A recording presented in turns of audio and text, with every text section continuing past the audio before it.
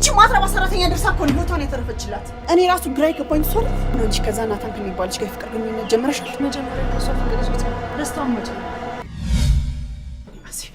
ይቺ ማትረባ ሰራተኛ ደርሳ እኮ ነው ህይወቷን የተረፈችላት። ቆይ በሯ ቁልፍ አይደል እንዴ? እንዴት ልትገባ ቻለች? እኔ ራሱ ግራ ይገባኝ ሶሪ። እኔ ግን ማሚ እቺ ሰራተኛ ምንም አላማረችኝም። ለምንድን ነው ከዚህ ቤት ማናስወጣት?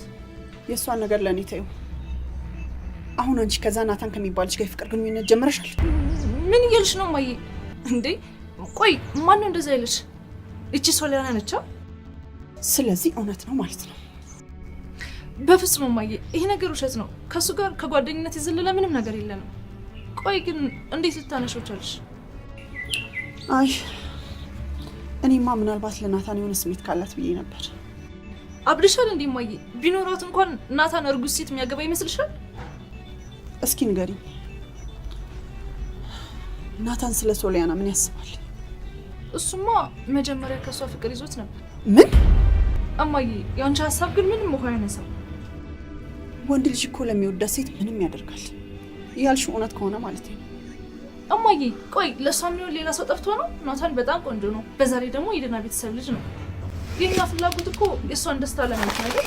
ደስታውን ማጫወት